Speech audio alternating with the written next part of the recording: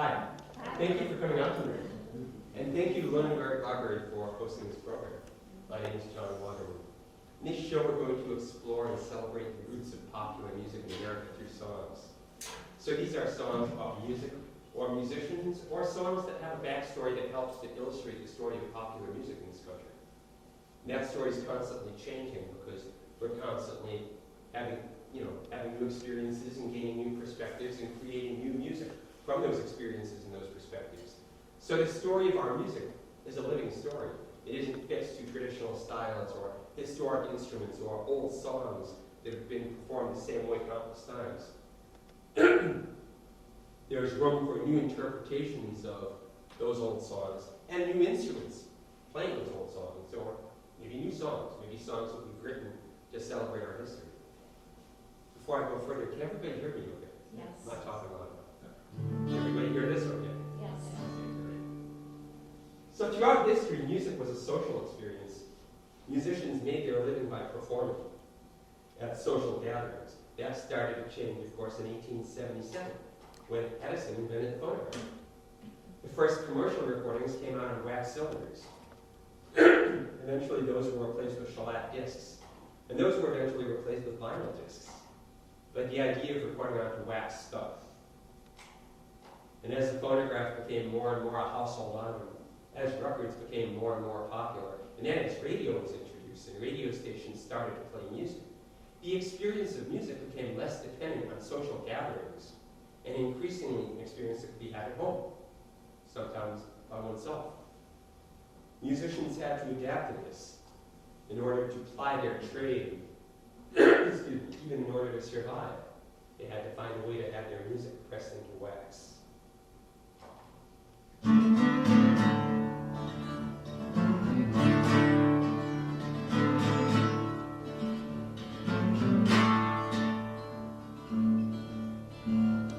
From the hills of eastern Tennessee came the sound of a country jamboree.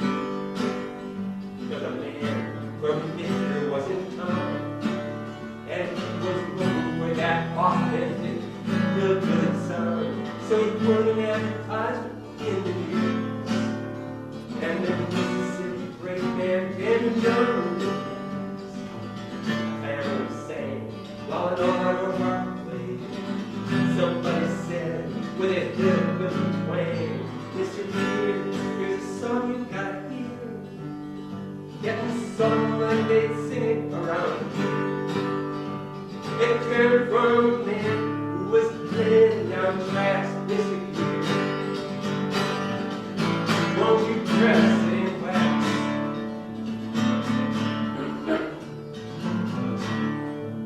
And from the flatlands of western Tennessee, the lonely river running down to New Orleans, his songs were lessons, stories were told, as the church houses rocked and the big wheels rolled. And from Memphis the word got around that a man in the studios looking for the sound that rocked the common thread of how life is dead, by the blacks and the whites. And then somebody said, Mr. Phillips, here's a song you gotta hear. Getting sung with a crowd and a steer. It came from the bluesmen, it broken down shacks, Mr. Phillips. Won't you dress it in wax?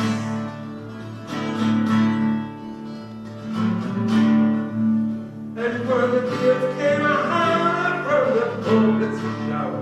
From the peace came the blues sung by those down out.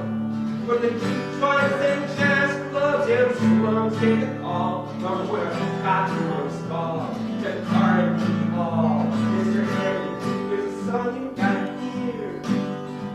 That found playing for 3 years, being sung by someone who might slip through the cracks. Mr. Henry, won't you dress it in wax?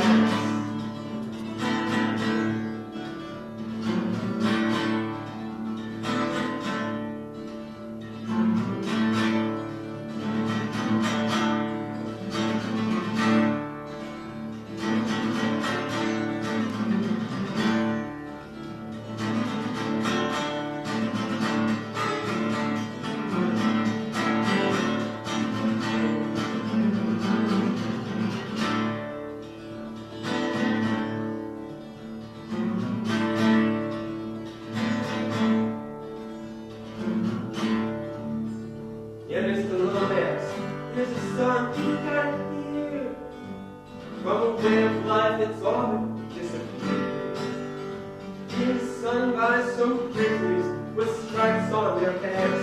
It's the romance. Won't you dress in wax? Yet came from a polo, was walking the tracks. It's the romance. Won't you dress in wax?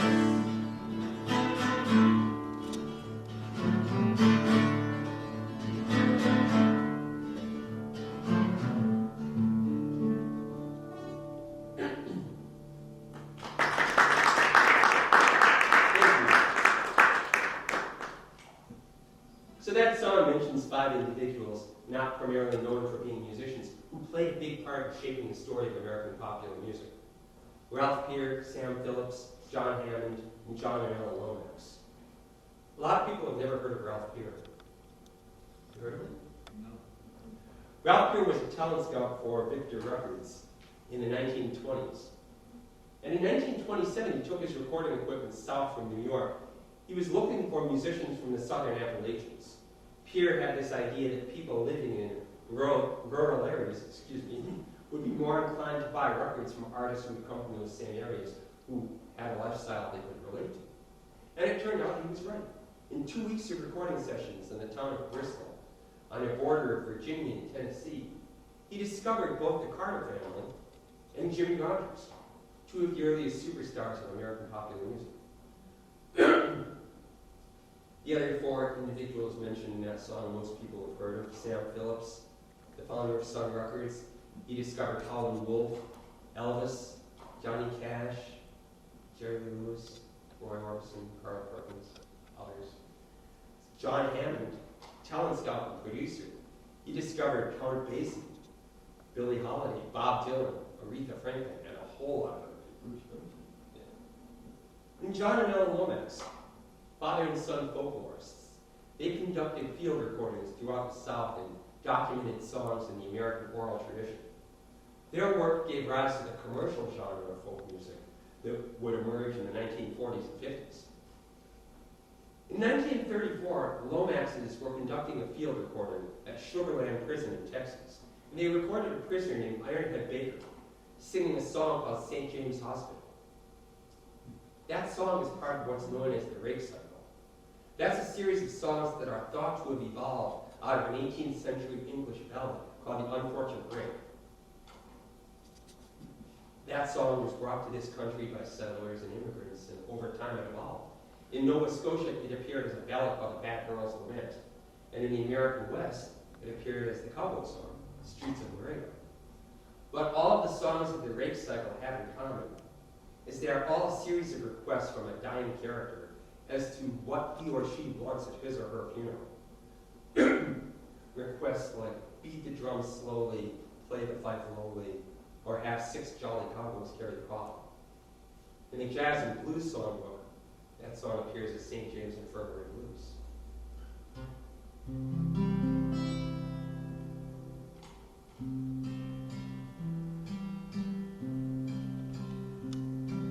As I walk down on the streets of Laredo, as I walk out in Laredo one day, I spied a young cow wrapped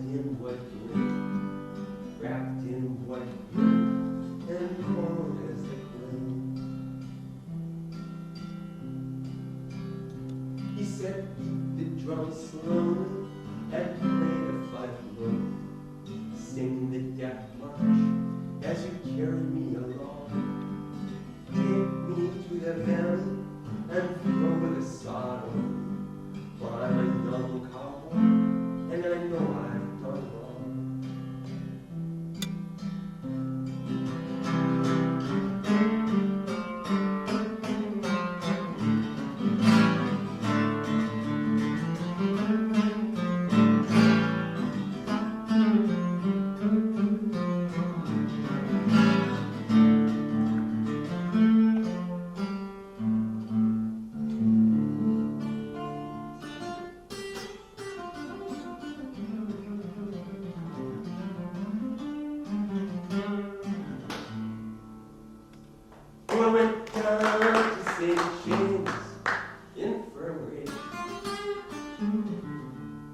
just to see my baby there.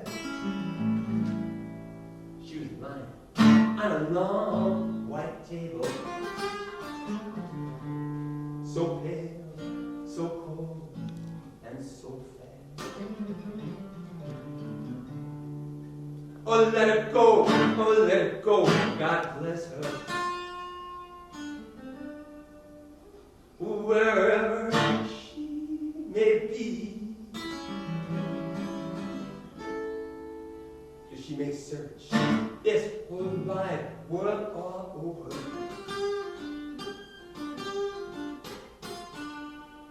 oh, but she's never gonna find another man like me. Oh, now when I die, Lord, oh, won't you lay down my body in my finest suit of clothes, this hat,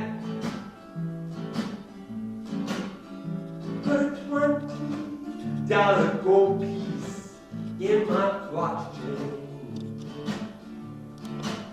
so that the boys will all know that I got scared cat. Yeah, I want 6 grass shooters to be my pallbearers, and I want a chorus girl to sing me a song. I want a church band to play on my hearse wagon, a ring town as I roll along.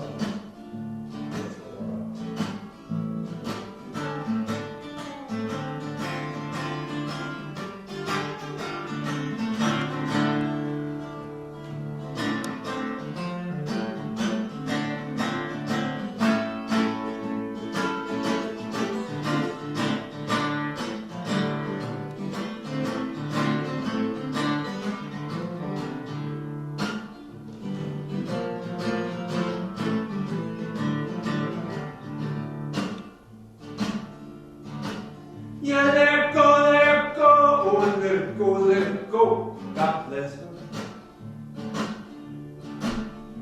Wherever, oh, wherever she may be,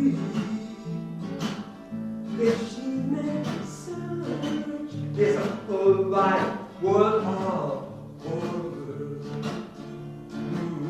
she's never gonna find another man.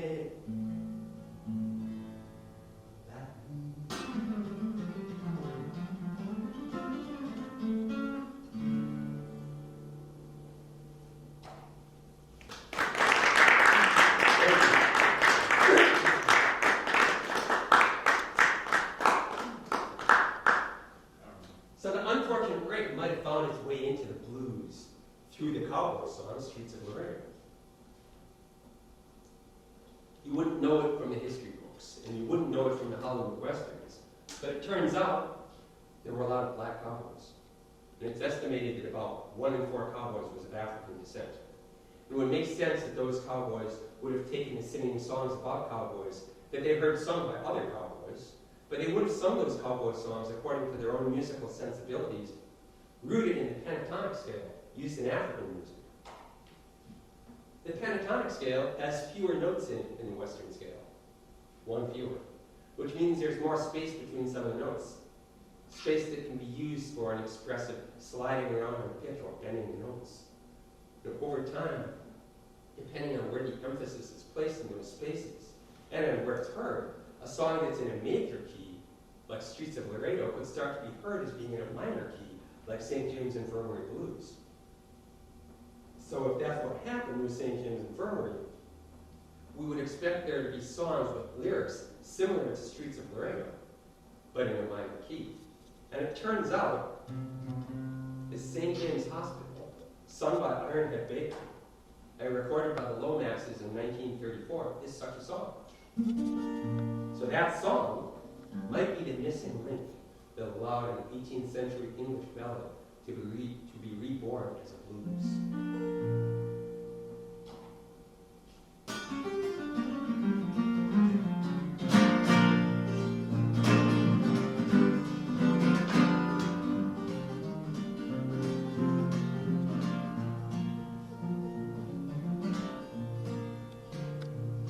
If you're ever going down to New Orleans, or if you're ever coming along to a place I still remember, I first heard of in a song. Since then I've been there many times, so only in my dreams, and my heart will always be in New Orleans. Oh, let me drop down on Basin Street to the sound of Dixieland. Crowds of dancing, tapping, snapping fingers, clapping hands. So let me on the next scene. So often in my dreams, for my heart will always be in New Orleans.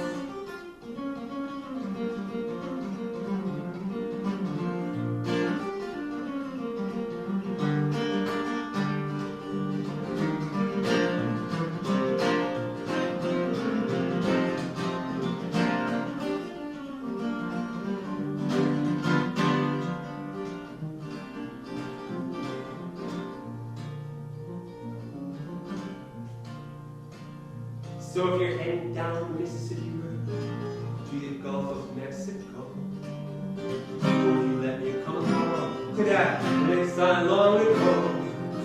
I heard about it in a song, I see it in my dreams, and my heart will always be in New Orleans. Oh, I've been down to the Chicago blues, been sleep on Memphis soul, been digging Appalachian folk songs. Dark as West Virginia folk, I never see on the next scene. So I've been in my dreams, where my heart will always be in New Orleans. Yeah, my heart will always be in New Orleans.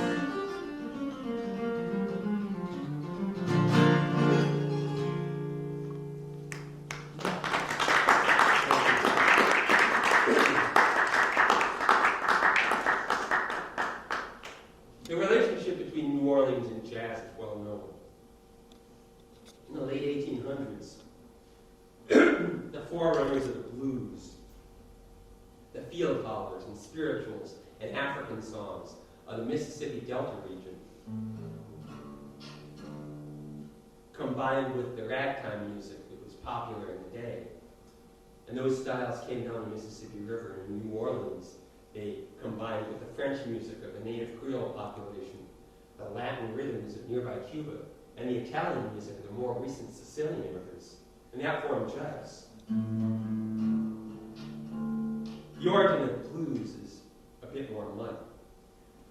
The term blue was used to mean a state of sadness or depression long before it was used to describe a style of music. And there were songs with varying degrees of similarity to what we now call blues, before there was a musical style known as blues.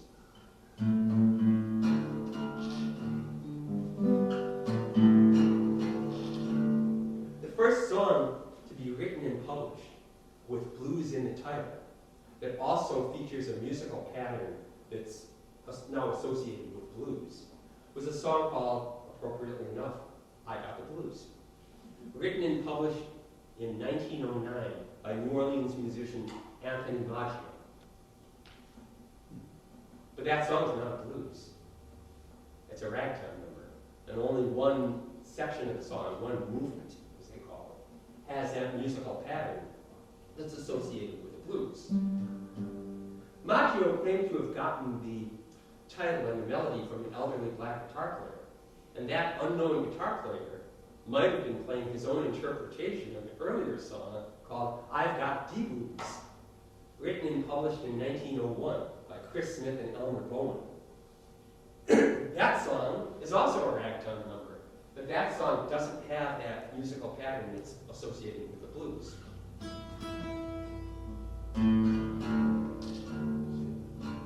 The singer Ma Rainey and the composer W.C. Handy both recall first hearing the blues sometime around 1902. And Jelly Roll Morton is known to have composed New Orleans blues and Jelly Roll blues sometime between 1904 and 1910. He didn't publish those songs until years later, but because we know approximately the years he wrote them, that gives us a pretty good idea that the blues first appeared as a style we know somewhere in that time period between 1902, where Ma Rainey and W.C. Handy recall, and 1910. There's a historic site in the Mississippi Delta region called Dockery Farms or Dockery Plantation. Anybody ever heard of it? It was a sharecropping plantation where cotton was grown. It was established in the years after the Civil War. But the reason it's a historic site is because of some of the people who lived there. Charlie Patton, Willie Brown, Son House, Tommy Johnson, Robert Johnson, Howlin' Wolf, Pop Staples, Honey Boy Edwards, all well-known bluesmen. You haven't heard of them, they're all well-known bluesmen, trust me. Among the most well-known bluesmen. And these guys all lived on or right near Dockery, believe it or not, at the same time. Yeah, and they would have jam sessions going late into the night where they entertain the other tenants. Because of that, Dockery is considered one of the birthplaces of blues. According to legend, Charlie Patton learned how to play the guitar from a mysterious figure named Henry Sloan. We know next to nothing about Henry Sloan. We assume he was a real person, but we really don't know for sure. There are some historians that think they might have identified his death certificate. They found a death certificate for Henry Sloan that's about for a time period. That's it.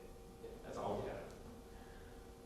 Other legends hold that Tommy Johnson and Robert Johnson both sold their souls to the devil to learn how to play the guitar. We're going to have to confirm that with the devil. This song is called Dockery Farm.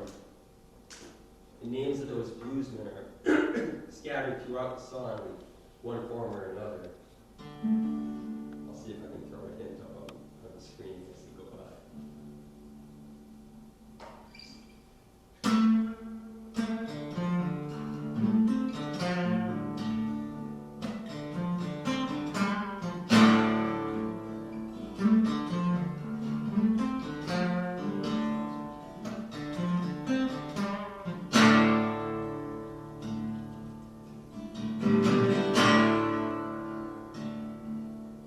She said, wait for me on Dockery Farm, that's how I want to hear. Days turned into weeks and months, and now it's been more than a week. But I learned to work the fields, going to soil straight from these shoes. On Dockery Plantation, harvesting the blues.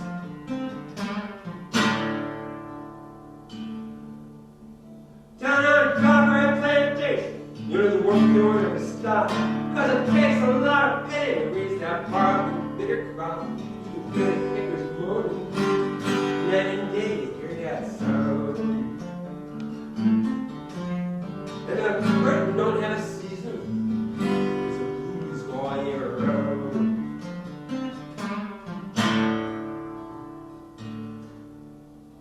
Now when you arrive on Dockery Farm, you can talk with Henry Sloan. You've got nothing left to lose. They'll tell you where to get it from. They'll teach you how to pay. You how to barter with your soul. But when you're dealing with the devil boy, you always wind up in the hole.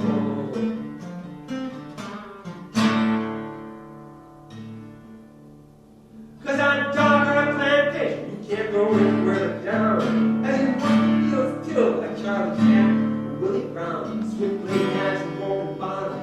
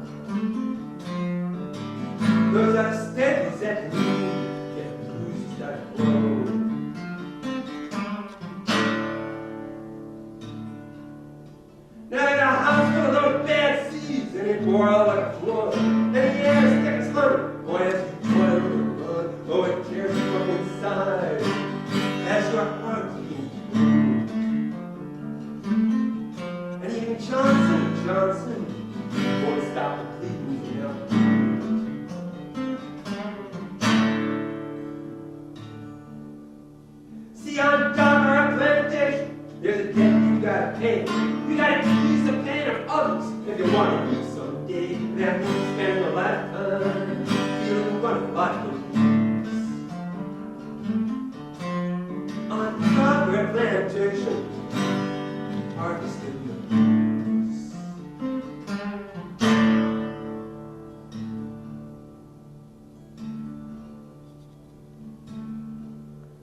When I'm down in Mississippi, down on Dockridge Farm, where people go and they're down and out of the love's done their harm. I've been waiting for my woman, I'm still waiting for some news.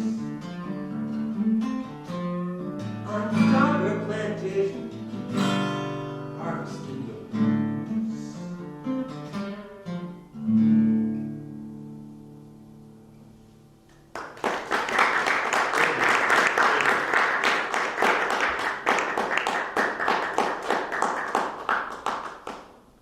Charlie Patton is considered to be the father of the Delta blues.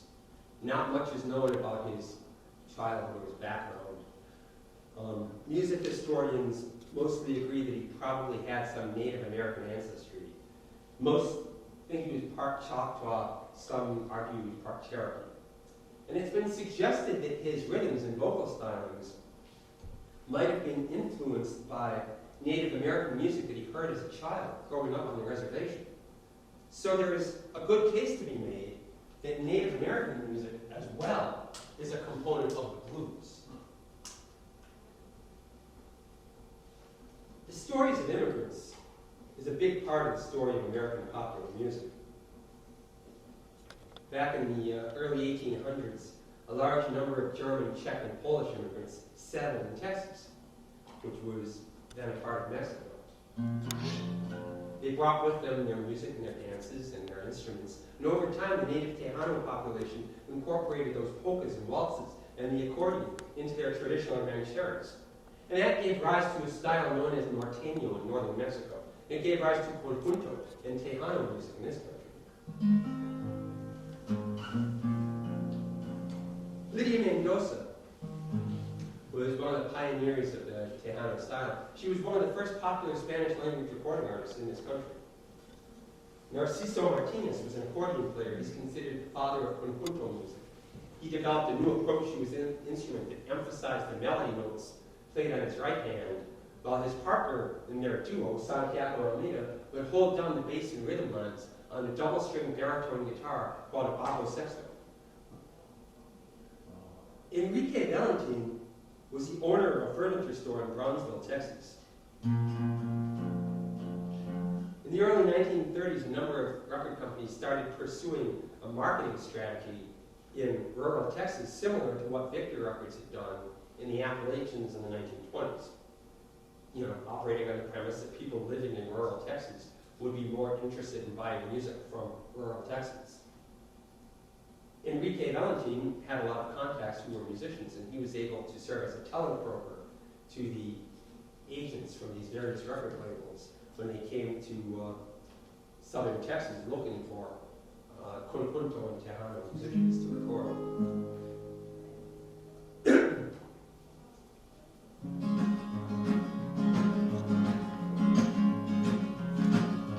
Then he went to a station in Old San Antonio. He strummed a guitar and sang to a microphone. She played songs she played when worked on the land. And markets and ranches along Rio Grande. And we came up with a new sound he heard in his furniture store. Narciso played the accordion and no one played it before. Santiago held down the bass line on a bajo sexto. Enrique said this music should be on the radio. And conjuntos were in the air and in the caverna. And más que un poco de foco en la recta.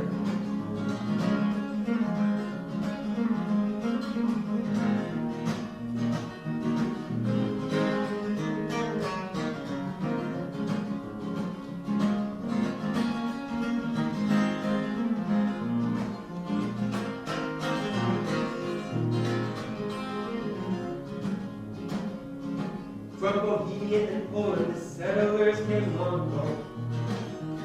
They brought their music and dances to Texas and Mexico. And in native Tejanos heard them playing those waltzes and polkas. They started putting that compás sound with the Mexican folk songs.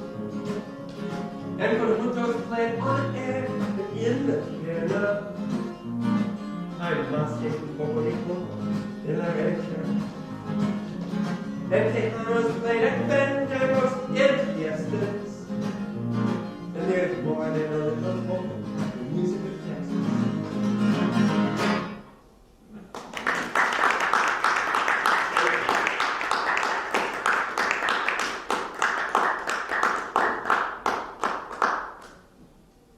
There are chapters in history that are unpleasant to talk about, and we can't ignore them. They're part of the story and part of the reason things are the way they are.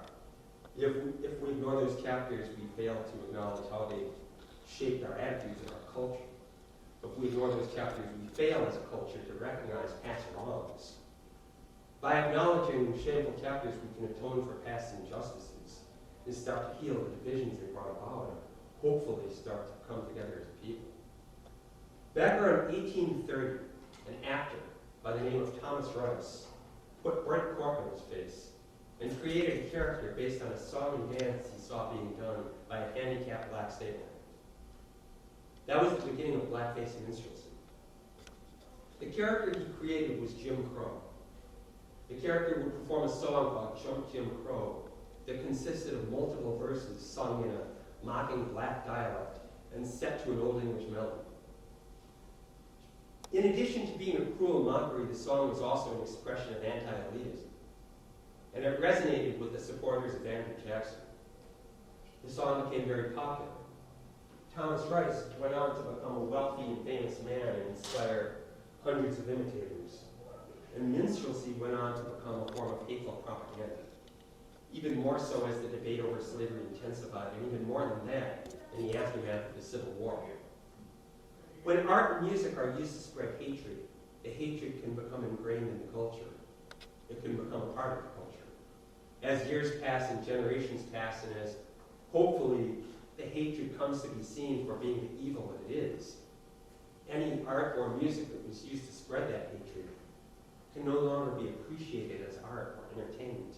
It becomes nothing more than a grotesque relic that's only fit to be kept in a museum. And that's what happened with a lot of the songs from minstrelsy.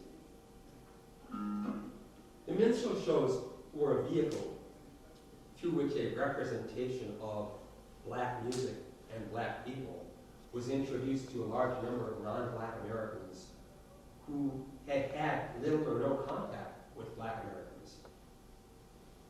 And even as the shows became increasingly weaponized as a form of propaganda, even as they became increasingly degrading towards African Americans and other minorities, the performers in those shows would compete with one another for what they imagined was authenticity in their representation of black music. So what they were insulting and degrading, they were at the same time idealizing.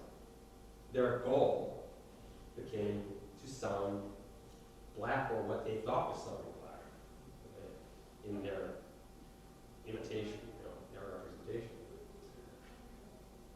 But the qualities they idealized, they attributed to the irrelevant characteristic of skin color rather than to the hard work, passion, and devotion of the individual black artists, or at the openness of black culture at that time generally. And that's a big part of what prejudice and racism is right there. It's taking away a credit or blame from individuals and reassigning that credit or blame to a whole population based on irrelevant criteria like skin color or someone's ethnic origin.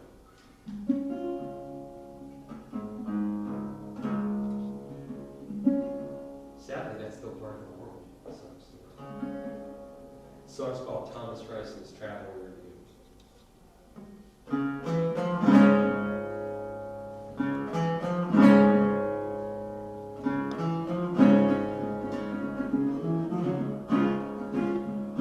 They're gathering at the playhouse on the square.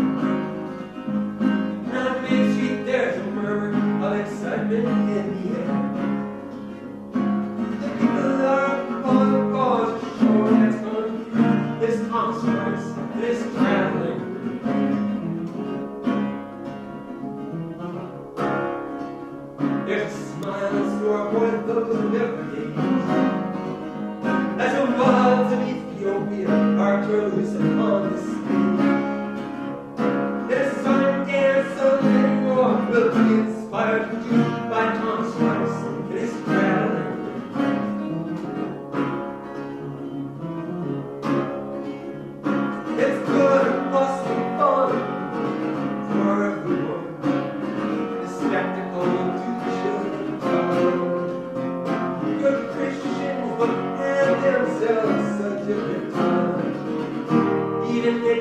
devil will join in the crowd with his top hat and worn back. Mr. Russ will wheel in town on his heels and on his toes. So come on, get your tickets, don't miss your chance to see Congress and his traveling.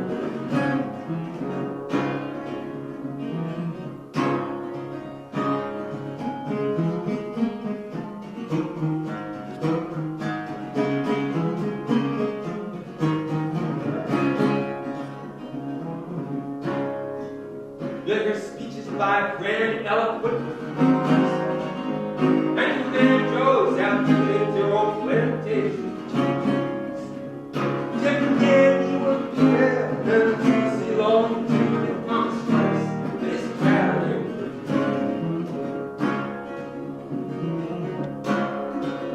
That's good for some fun filled with slapstick and romance.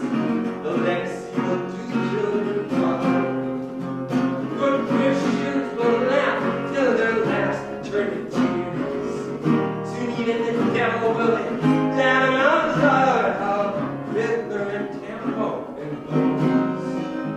Crudely colored like burnt pork in dark freakish colors. Will be burned in the marrow of these people who see Thomas Rice, this traveling. Thomas Rice, this traveling.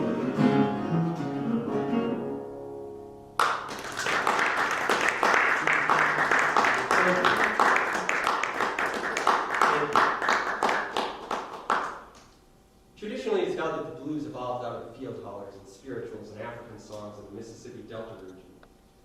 But there's an alternate theory that suggests that the blues instead evolved out of black vaudeville, as it was performed on a circuit of theaters in the South in the late 1890s and the early 1900s. Butler May was a performer on the circuit. You don't have good photos of Butler May. Even though he's barely remembered today, in his lifetime, he was incredibly popular. When Butler May came to town, the theaters would be packed and there'd be lines to get into his shows reaching out into the streets. Butler May was a child prodigy. From an early age, he was sharing the bill with artists like Ma and Pa Rainey and Jelly Roll Morton. And it turned out that he was a natural comedian as well. And soon he was headlining his own shows under the name String Beans because he was tall and thin. By the autumn of 1914, Butler May had taken his act up north. He was performing at the Monogram Theater in Chicago, one of the most prestigious venues on the black vaudeville circuit. His signature number was a performance piece about the Titanic. In the piece, he would stand at the piano and sway back and forth to depict the ship rocking on the water. Then he'd slowly sink at the piano to show the ship sinking. And all the while, he'd be singing about how he was on the Titanic, but he was able to swim with safety because he had Elgin movements in his hips with a 20-year guarantee. Elgin was a watchmaker, and the movements are the mechanical parts of a watch. Elgin watches were advertised as coming with a 20-year guarantee on the movements. And that innuendo that Butler May used, after his lifetime, it turns up again and again in the blues from before Robert Johnson all the way up to Buddy Guy. And it's known as the Elgin Movements metaphor. When Butler May brought his act up north, the northern audiences had never seen anything like it before. See, he was spontaneous, he improvised much of his act, and he was vulgar. The black press criticized him for being too blue. Blue being a vaudeville term for being vulgar on stage, probably related to the blue laws. And it may or may not be coincidental that there are some who consider Butler May to have been the original blues man.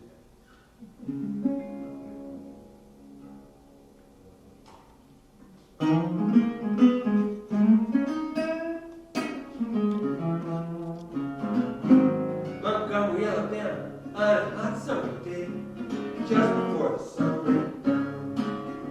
A kid was playing piano on the back of the train, and a crowd of people gathered round. To hear an old song that didn't seem so old,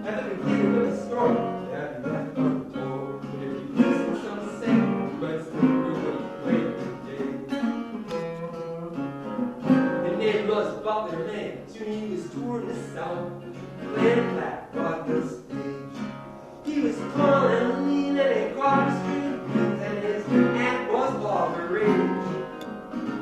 Wherever we played, he would trot proud, because the songs he wrote, people laughed out loud. So the face was rolling younger, and the was blue.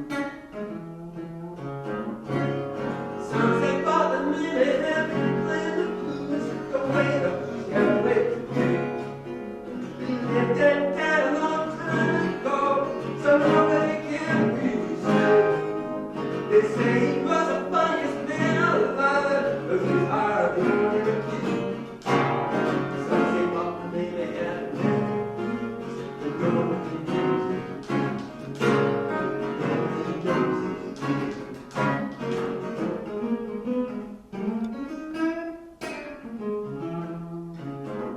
From Atlanta to Louisville, from Chicago to Harlem, street names from the houses down. He sang the Titanic in a piano log, and he sang Alabama Bound. And when he took the stage for Audrey, he had the kind of moves that would guarantee. So the extraordinary about it was blue. From Jacksonville, Florida, one November day, and one Buffalo was gone. He was being flagged to a federal line, but at days in which war went wrong. He was just 23, much too young, at the beginning of the song. Yeah, he left one song. If you listen to some say, you must remember down in Georgia and Florida, he played on the bill with the Rainies and Jelly Roll. And I'm not in Chicago, I'm not again on State Street, but there's tremendous in the store. Something about the men that have invented the blues, but nobody can sing. But he never recorded or published his songs, and no one that could heard him play. They say he was the funniest man alive, though his heart was only a kid. Something about the men that have invented the blues, but no one knows it.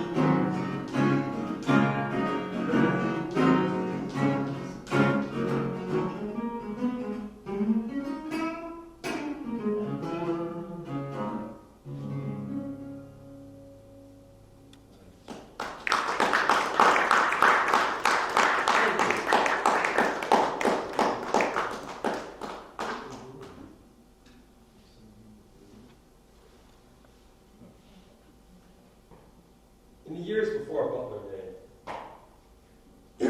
in the years before W.C. Handy, the composer, who was nicknamed the father of the blues, a style appeared that some music writers are now calling proto-blues.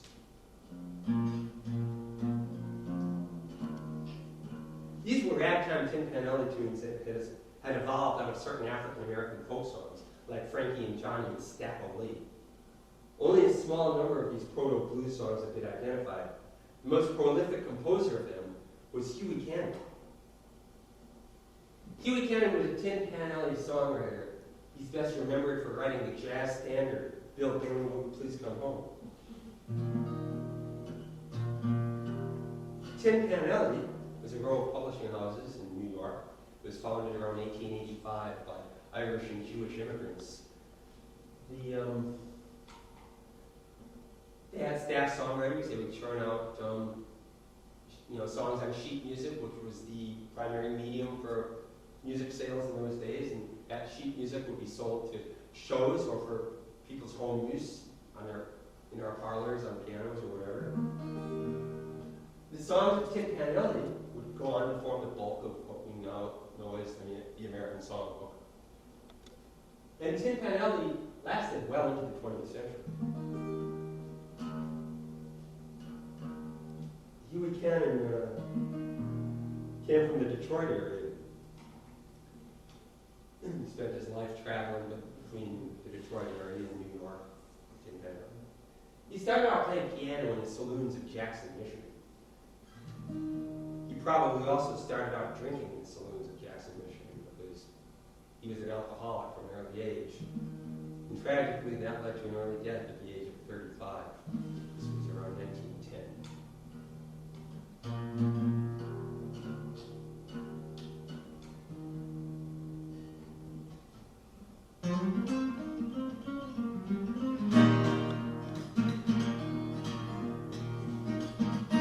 Now you hear that old piano going out right from the bars where Huey Cannon used to play, to the rhythm of the shots of gently going down, a good time song that's still in song today.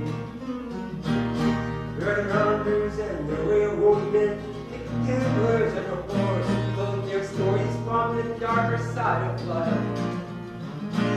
And a kid at the piano heard a drummer at the bar describe how he'd been tossed out by his wife.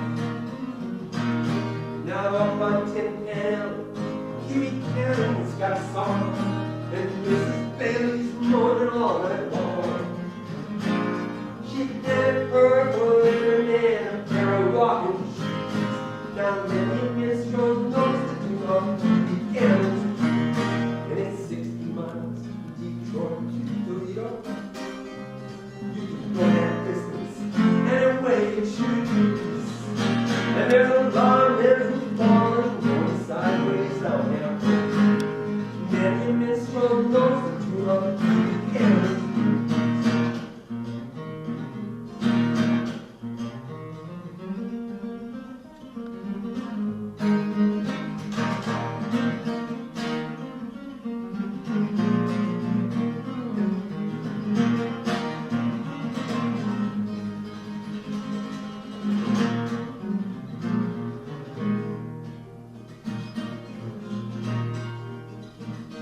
From Jackson to Manhattan, Huey Cannon made his name, writing music for the publishers to sell. Some songs would go for parties, and some songs would go for shows, and some nights he spent locked in a holding cell. Because Huey Cannon had been drinking hard from the time he was a kid, and as a man his drinking drove away his wife. Oh, he drank away the song of gold and the money. Then at 35 he drank away his life. But back on Tin Pan, Huey Cannon had a song. There were no more men that done her wrong. That's when it had fun with him and he had to pay his dues. Now many minstrel knows the tune of Huey Cannon's blues. And it was 35 years to Detroit to Toledo. Going by the wet hills and dunes. And there's a lot of men who fall going sideways down here. Many minstrel knows the tune of Huey Cannon's blues. Yeah, many minstrel knows the tune of Huey Cannon's blues. Won't you come home, Bill Bailey? Won't you come home? Keep on the home that long. I'll do the cooking hunt, and I'll hear it. I know I've done you wrong. Remember that rainy night I threw you out with nothing but a fun. Good home, I know that's the feeling, and that I should have been wanting to come home.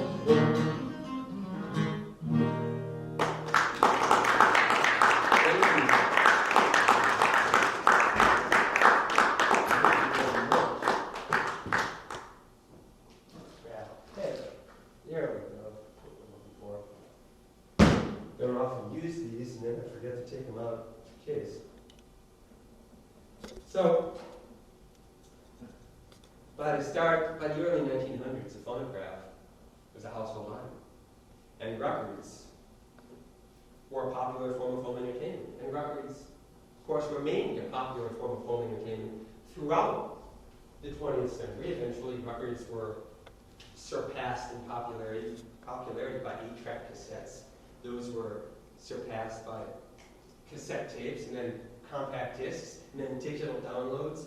And now we're back around records again, vinyl records.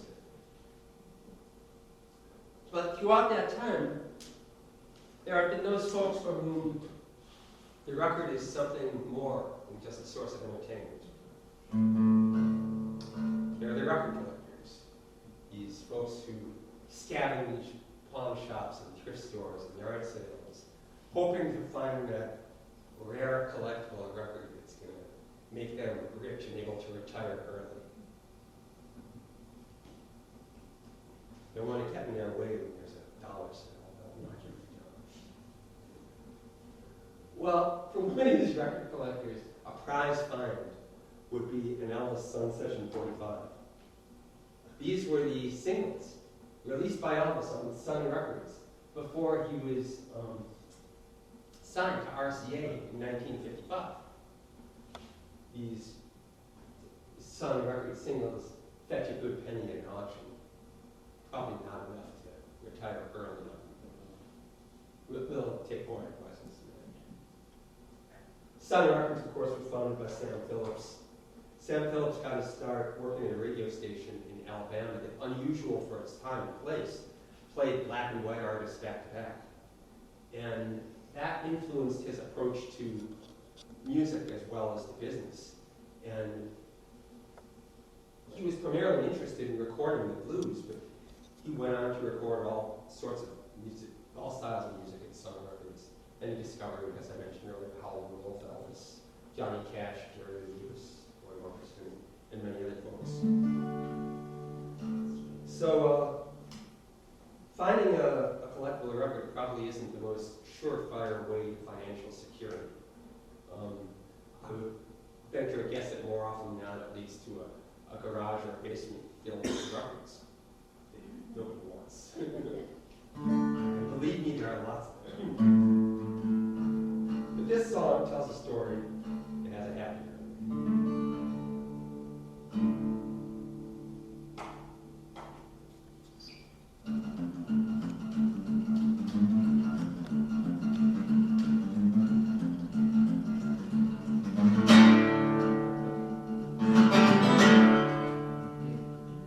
She said, what you spending all the money for? I'm a dusty old record in the second-hand store. Don't criticize. I come home with real good cries. I'm always right behind. Listen to the sunset at 45. Worth me 15 grand to put the best dress on. Take my hand, turn up the volume, turn on the light. Dance on me, rockin' the night. The butterfly, the high. Listen to the sunset at 45. 45, sunset, 45. Before we smoke and sex the line, sunset, 45.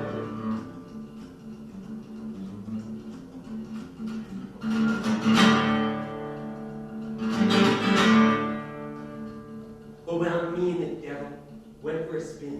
A number came up, I will be cashing in. Remember cousin Carol used to reel and rock when she was listening to the Beatles on a book your block. She was coming in and finding a ride. Listening to sunset, 45.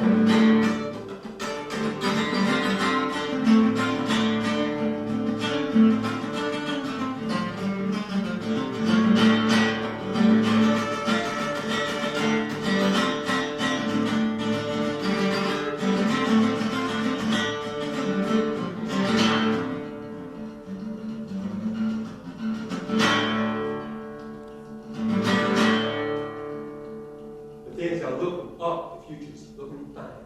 It won't matter, the sun won't shine. We're rocking to a bluegrass tune. Underneath the Kentucky moon. Back out back for a scenic drive. Sunset, 45. Sunset, 45. Holy smoke in the six alive. Sunset, 45. Oh, North Kentucky, keep on shining. Shine on the one that's gone and proven true. North Kentucky, I keep on shining. Shine on the one that's gone.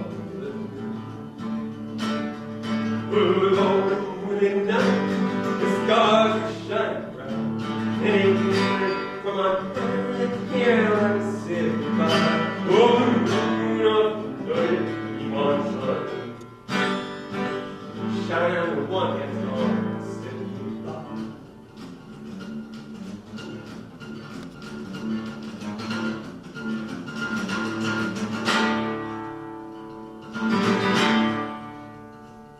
Without days turn to weeks, time will tell. Some things in life are too good to sell. On. They did the good talk book on that long. Never too much better than just get by. Missing the souls that you want to buy. Missing the souls that you want to buy. Missing the souls that you want to buy.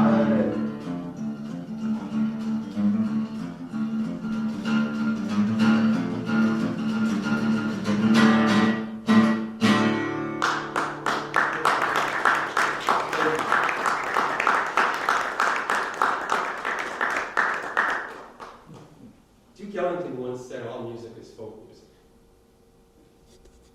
I like to think that if Duke Ellington were alive today, he might say instead all music is popular music. Because folk music, folk is just become the name of just another genre, another commercial genre like country or rock. And a lot of the distinctions between these genres has not so much to do with music as to do with other things that have nothing to do with music, like what part of the country you're from, what kind of accent you have, your economic class, your education, your ethnicity, what language you speak. Popular music implies the music of people, music of everyone. And in that, there are no labels. It's just the music that tells our stories and marks the events in our lives. Some years ago, at a show, a woman requested that I play the song Stardust. Never heard before. The old standard by Hoagie Carmichael. After the show, she told me that back during the war, World War II, she and her brother would go out dancing to the big bands. The last song of the night, the band would play Stardust. And her brother would always save that dance for her. Then he was off to war to fight on the Italian front, and he never came back. To that day, she always requested the song Stardust in her memory.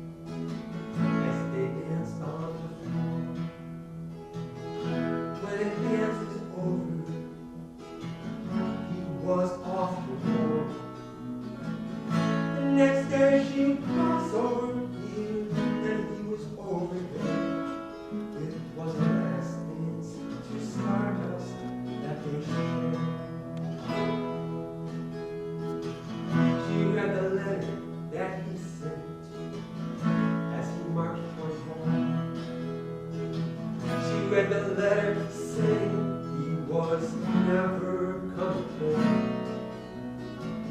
She prayed that there was some mistake, that somehow he was spared. But it was a last dance to Stardust that they shared. Last dance to Stardust, living in her memory.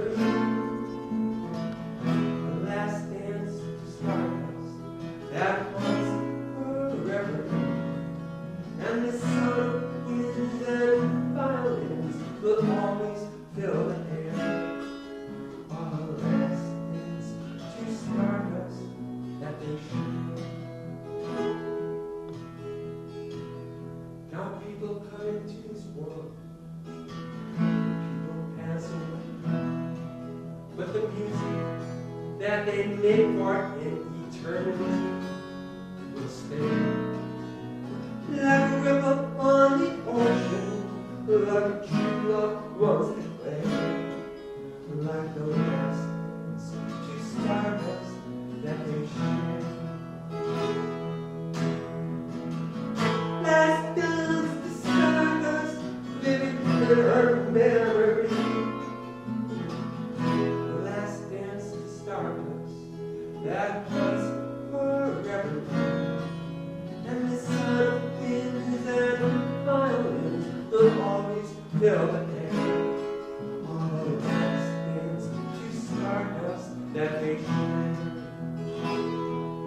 And if she said to me, this memory I can't let disappear, she asked me, won't you play that song from way back when I long to hear?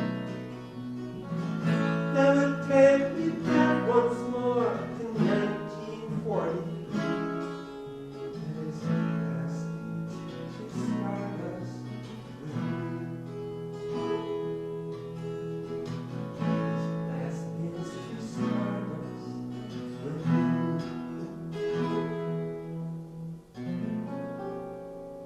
Sometimes I wonder why I spend the lonely nights dreaming of a song, the melody haunts my reverie, and I am once again here, though I dream in vain.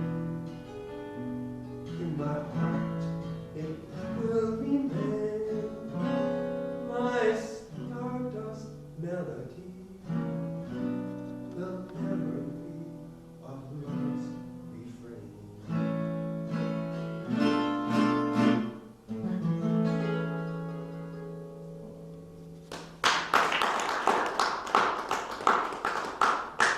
Popular music tells our stories and marks the events in our lives, not just historic and global events like World War II, but our everyday experiences. And by sharing those stories and experiences, individuals, us come together to identify as a people, as a culture, whether it's from sharing the stories of their heroes, or retelling the stories their heroes told, or from collectively atoning for past injustices.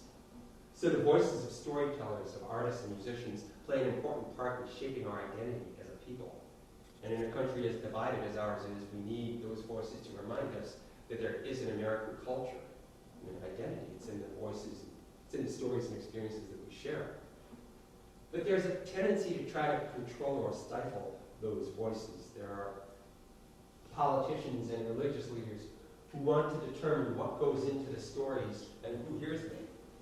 There are business leaders who want to keep the arts subordinate and subservient to business interests. And there are independent entrepreneurs, aspiring kingmakers, who want to further their own ambitions and further the careers of friends or family members by keeping other voices from being heard. Blind Alfred Reed was a street performer from West Virginia in the early 1900s. He was a singer, a songwriter, a fiddle player, and a preacher. He became popular around his hometown of Princeton, and in 1927 he was invited by Ralph Peer to participate in the historic Bristol sessions, or what would turn out to be the historic Bristol sessions, where Jimmy Rogers and the Carter family would be discovered. Alfred Reed traveled to Bristol, and he recorded some signs, and they were well received. And he went on to record several more times over the next few years, and he attained a certain degree of regional success. And would you believe some of his songs are still sung today? But then the Depression hit, and the record companies no longer had the capital to invest in developing rural acts, and Alfred Reed returned to being a street performer in his hometown of Princeton, West Virginia. Until 1937, when the town passed a new ordinance prohibiting street music. Some years later, Alfred Reed died, and according to some sources, the cause of his death was starvation. Now, enough time had passed, we're talking years between the time the town passed that ordinance and his death, that we can't necessarily say he starved to death because the town prohibited street music. But certainly, by denying him his livelihood and his passion, weren't they metaphorically starving him anyway? And weren't they starving those around him from hearing his unique voice? I'm going to leave you with this last song. This is called Blind Alfred Reed. I want to thank you again for coming out tonight. I hope you enjoyed the program. If anybody has any questions or would like to talk, I'll have to talk afterwards. It's fun stuff. And,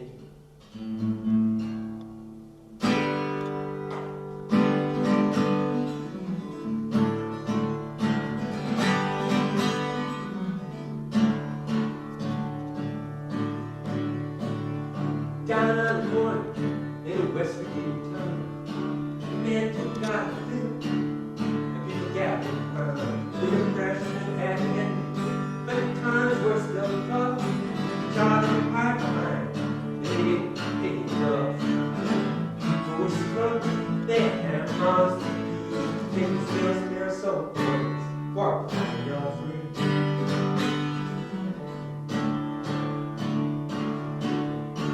Alfred Reed was born blind, he had learned to survive by playing music and doing a little preaching on the side. And that's all he kept buying life, taking care of his family, 5 kids and a wife. Times were often hard, big, selling it, cause he gave the songs played by Alfred.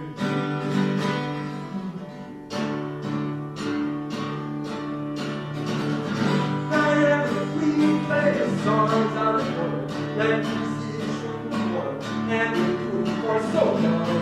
He always had a place to keep food on the table, as long as he was there to play someone's song.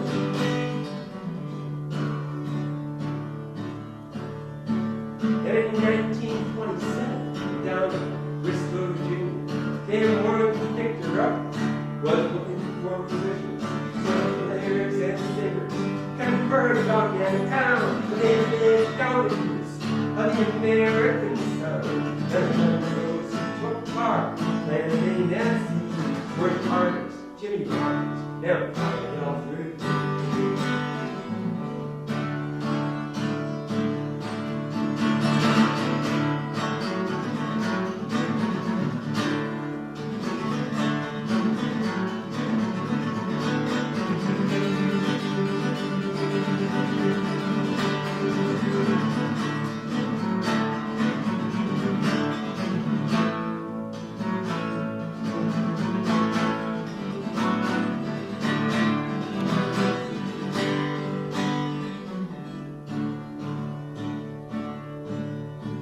Then in 1937, back in that West Virginia town, the new law was passed that busted would no longer be allowed. That's why some business owners born, and they got to have their say. They got music on the streets, stole their customers away.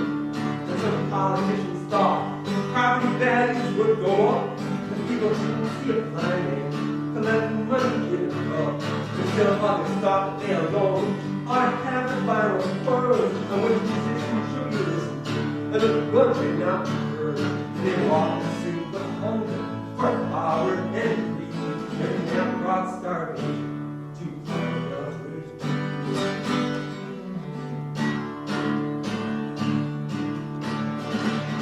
Whenever you play the song on the corner, that musician born had been doing for so long.